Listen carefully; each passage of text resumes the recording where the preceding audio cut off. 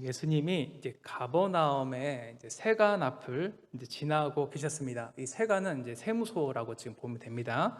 거기서 업무를 보고 있던 레위 마태가 있었습니다. 그래서 예수님께서는 이 레위 마태를 부르셔서 제자를 삼으셨습니다. 이 마태의 직업은요, 당시 유대인들이 정말 혐오했던 세리였습니다. 세리는 이 당시에 이스라엘 민족의 세금을 걷어서 로마에게 또한 바치는 그런 직업이었는데 중간에 착복하는 경우가 많았습니다. 그래서 민족의 반역자요, 또 자기의 동족의 정말 피와 같은 이 세금을 착취하는 그러한 존재로서 생각하고 있습니다. 그런데 예수님의 제자 중에 이 정말 예수님께서는요, 이 세리임에도 불구하고 이 마태를 크게 신경 쓰지 않고 제자로 부르셨습니다. 이것은 참으로 파격적인 것이었습니다. 이 마가복음 2장 1절에서 12절에서는 중풍병자를 고치시면서요, 마가복음 2장 5절에서 내 제사함을 받았느니라 라고 하셨거든요. 그러자 이 서기관들이 예수님이 신성을 모독했다라고 비난하고 있었습니다. 근데 지금 이 마가복음 2장의 전체적인 내용의 구성을 보면 분명히 지금 이 예수님이 비난받고 싶은 그런 행동을 오히려 드러내놓고 하고 계세요. 그러면서 지금 중풍병자를 고치고 네가 제사함을 받았다라고 말씀하신 바로 이어서 민족의 반역자고 이 매국노였던 이 죄인인 레위의 집에 방문해서 식사까지 하십니다. 그래서 지금 연결되는 두 예화를 보면 더욱더 예수님에게 많은 관심이 집중될 수밖에 없는 그런 상황임을 우리가 알 수 있습니다. 그런데 특이하게도요, 레위가요, 예수님이 부르셨을 때 그 반응이 정말 흥미롭습니다.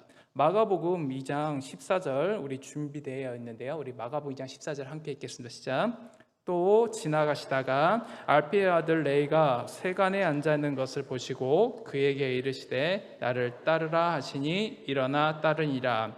마태복음 9장 9절 계속해서 같이 읽겠습니다. 예수께서 그것을 떠나 지나가시다가 마태라는 사람이 세관에 앉아 있는 것을 보시고 이르시되 나를 따르라 하시니 일어나 따르니라. 아멘. 여러분, 마태복음에서는 지금 뭐라고 기록되어 있죠? 이름을? 마태죠. 그럼 누가복음에서 그리고 지금 마가복음에서는 그 이름이 무엇으로 기록되어 있죠? 레위죠.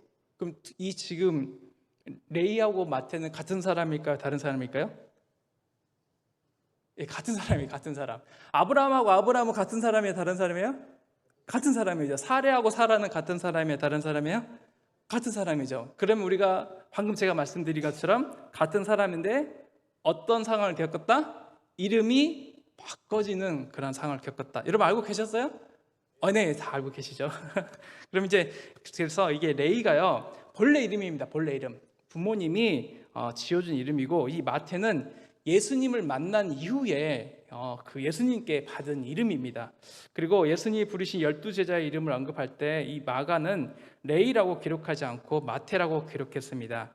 이것은요, 레이가 예수님의 제자가 된 이후에 이 주로 마태로 불려졌기 때문입니다. 그래서 마태 자신의 입장에서 보면 내가 예수님을 만난 이후에 그 삶의 그런 존재와 자신이 불려주고 싶은 이름이 바로 마태로 이렇게 기록했기 때문에 마태복음에서는 마태로 기록하고 주변에 있는 제자들은 원래 레위였기 때문에 레위라고 지금 부른 것입니다.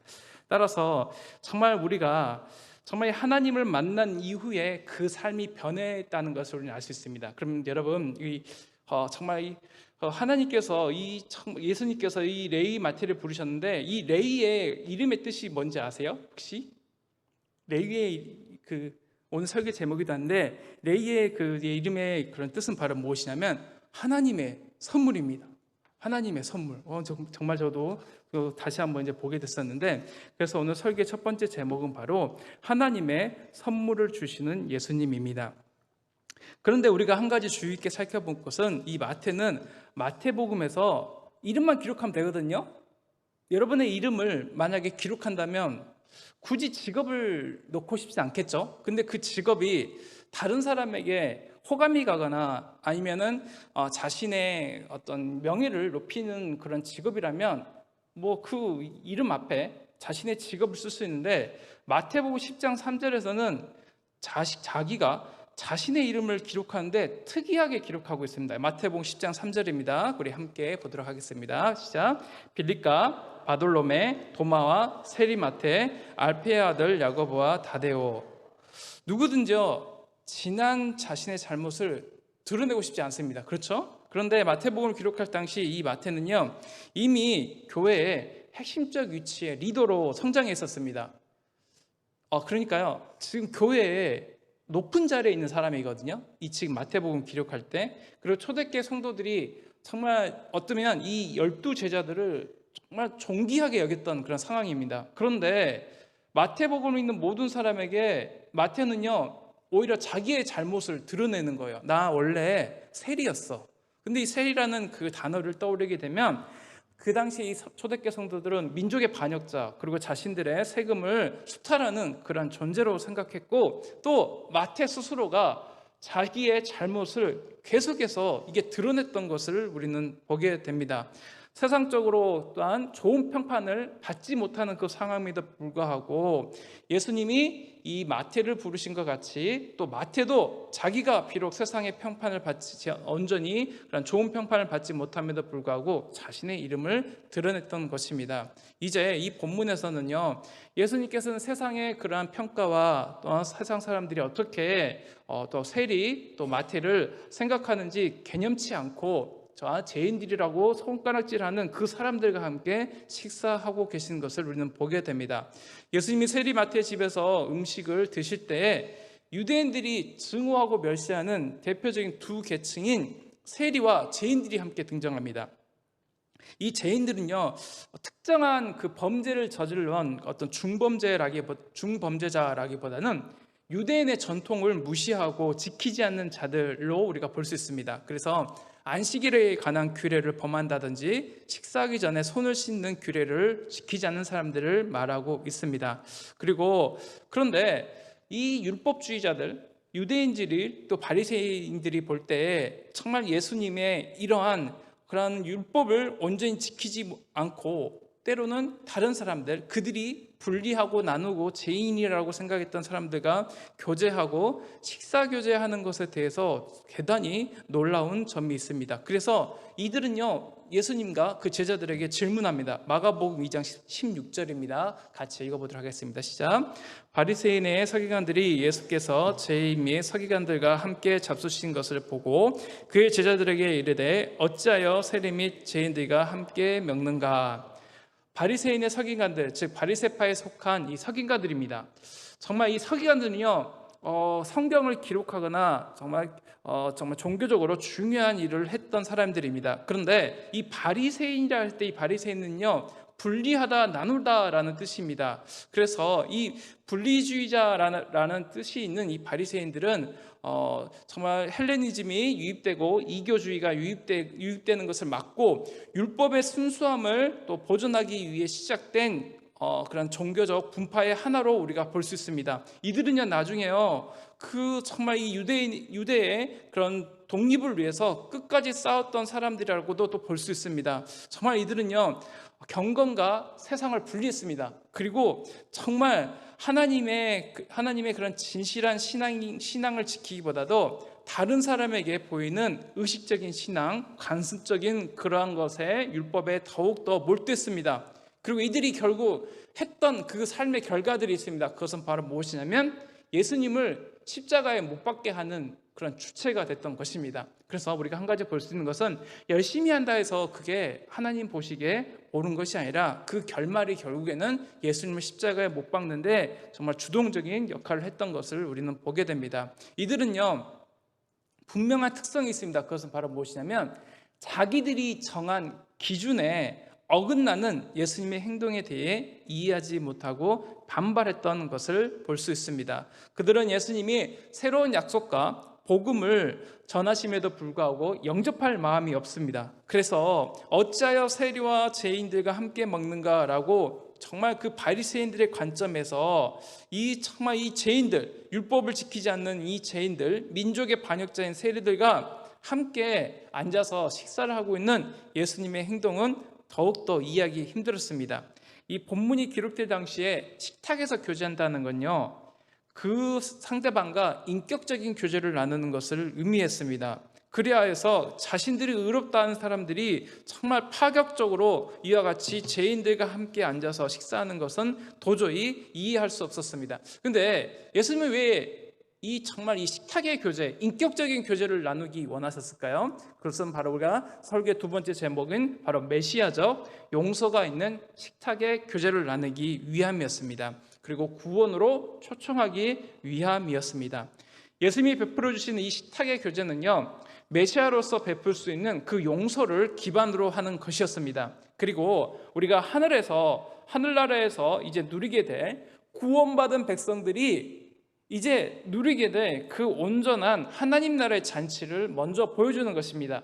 우리가 정말 하나님을 끝까지 믿고 정말 하나님 나라에 갈 때 가장 큰 혜택을 받을 수 있는 것은 무엇이냐면, 우리가 하나님과 그리고 믿는 성도들이 한 자리에 앉아서 정말 하나님이 베풀어 주시는 그 귀한 식탁의 교제를 나눌 수 있다는 것입니다. 그래서 지금 예수님이 이 땅에 오셔서 죄인들과 세리와 함께 둘러앉아서 이 식탁의 교제를 나눴다는 것은 우리가 마지막 때 정말 주님이 부르실 그때에 누리게 될 천국 잔치를 미리 보여주는 것이라고 할 수 있습니다. 그런데 이 천국 잔치에, 하나님 나라의 그런 잔치에 가기 위해서 우리가 먼저 해야 될 것은 바로 무엇이냐면, 내가 죄인임을 깨달아야 한다는 것입니다. 마가복음 2장 17절입니다. 우리 함께 읽어보도록 하겠습니다. 예수께서 들으시고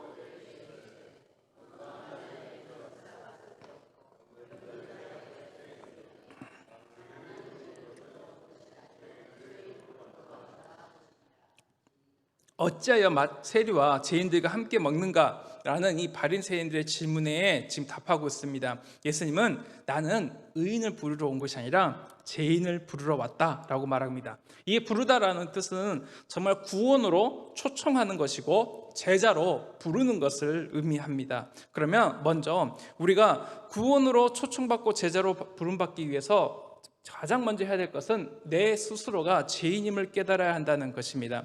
예수님은 바리새인들이 가진 이 사고방식과 다른 그런 사고방식을 갖고 계셨습니다.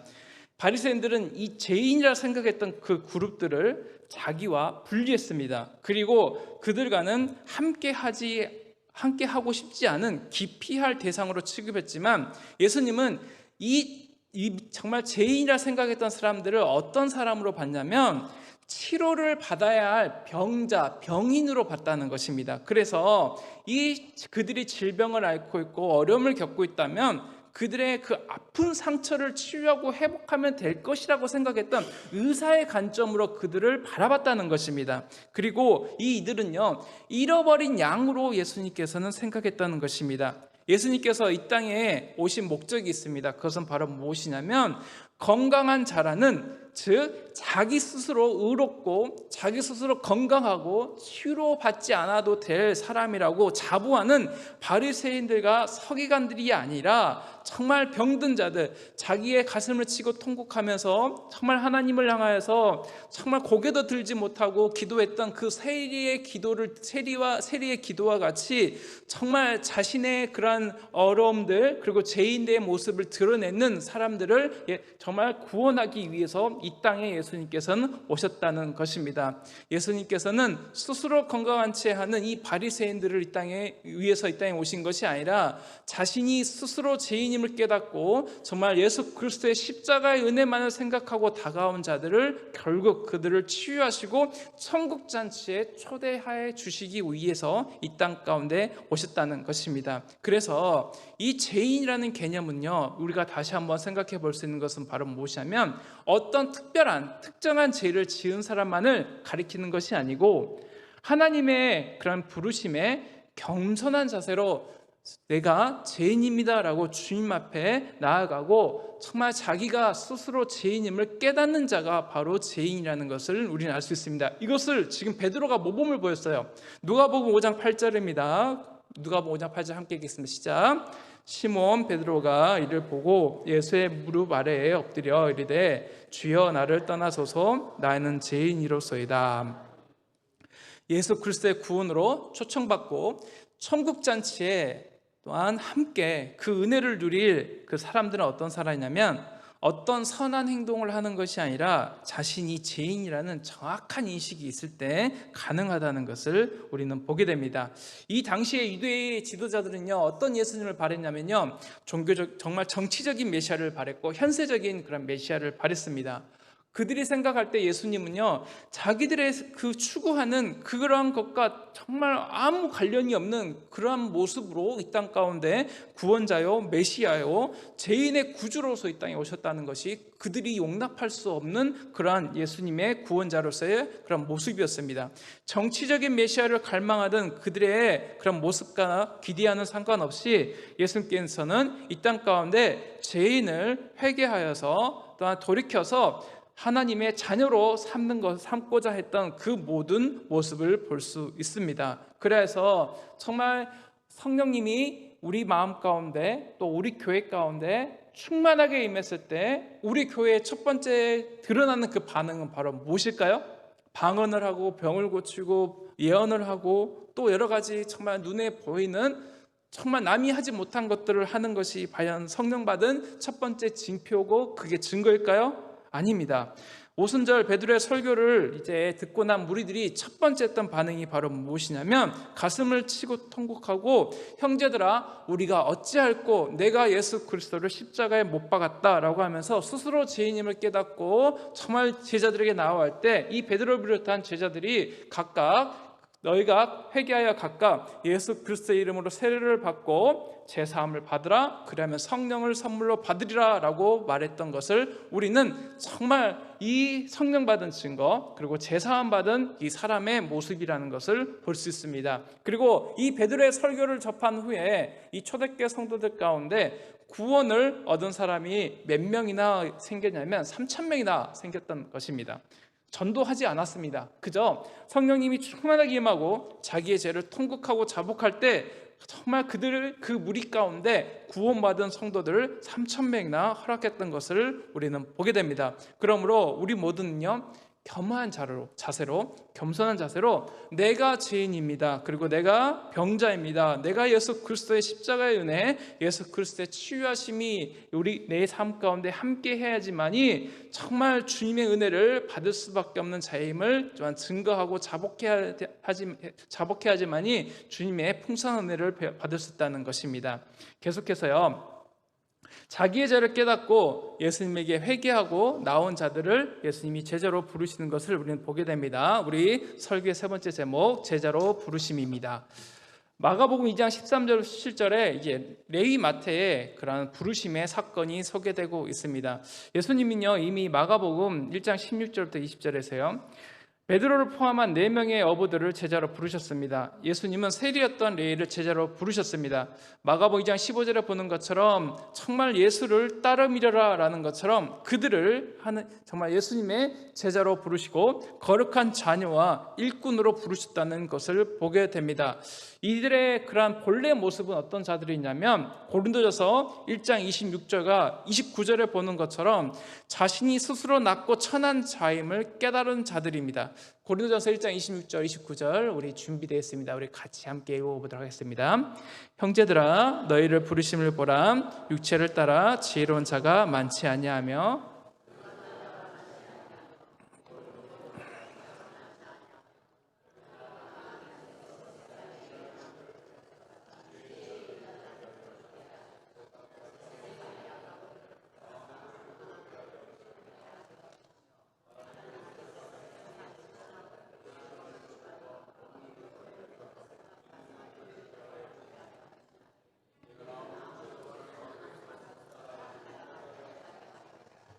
아멘.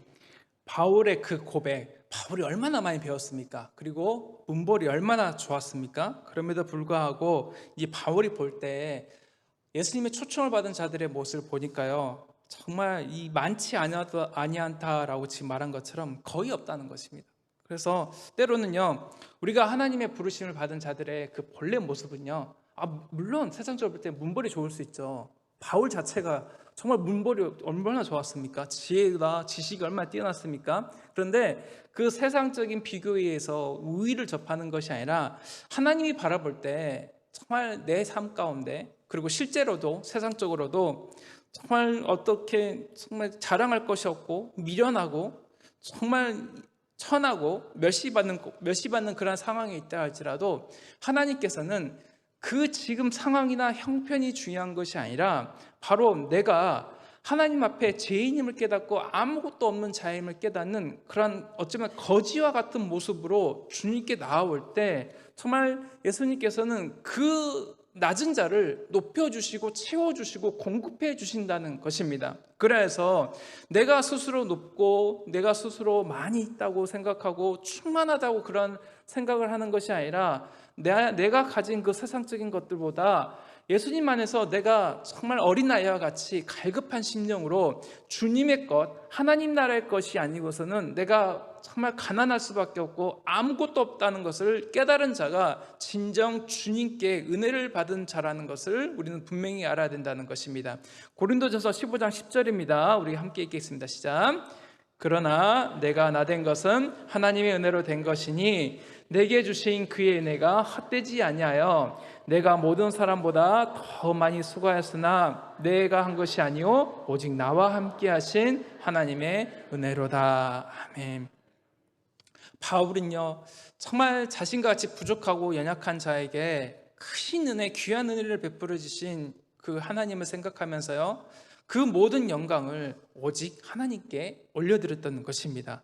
이 세상은요, 선하거나 의로운 사람이 한 사람도 없습니다. 우리는요, 다 죄인이고요, 주님의 긍휼이 필요하고요, 주님의 치료하심이 필요한 사람입니다.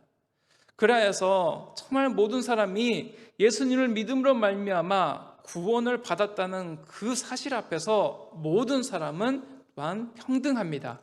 그래서 정말 예수님이 우리에게 죄에서 놓여서 자유하게 하시는 그 은혜, 구원의 은혜에 또한 부르시고 참여하게 하신다는 것을 우리는 보게 됩니다. 그럼 예수님이 레위를 부르실 때 레위는 어떤 자세로 따랐을까요? 근데 오늘 본문 말씀, 이제 마가복음 2장 13에서 17절 말씀 기록되지 않는데, 누가복음에는요, 정말 오늘 본문에 기록되지 않은 그런 것들이 있습니다. 누가복음 5장 27절 29절입니다. 함께 읽겠습니다. 시작. 그 후에 예수께서 나가사 레위라 하는 세리가 세간에 앉아 있는 것을 보시고 나를 따르라 하시니 그가 모든 것을 버리고 일어나 따르니라. 레위가 예수를 위하여 자기 집에서 큰 잔치를 하니 세리와 다른 사람이 많이 함께 앉아 있는지라. 28절에 보면요, 지금 오늘 본 말씀은 잔치를 베풀고 죄인들과 세리가 같이 있었다고 했잖아요. 근데 누가복음 5장 28절에 그 잔치를 베풀기 전에 뭐가 있었냐면요, 예수님께서 나를 따르라 하셨거든요. 그때 정말 레위가 먼저 했던 것이 바로 무엇이냐면요, 그가 모든 것을 버리고 일어나 따랐다는 것입니다. 그냥 나를 따르라 했더니 자기가 가진 거 다 버리고 이미 예수님을 따랐다는 거예요. 그리고 그 다음에 뭘 했냐면 큰 잔치를 베풀고 그 잔치에서 예수님이 함께 앉아서 식사를 하셨다는 것을 우리는 보게 됩니다.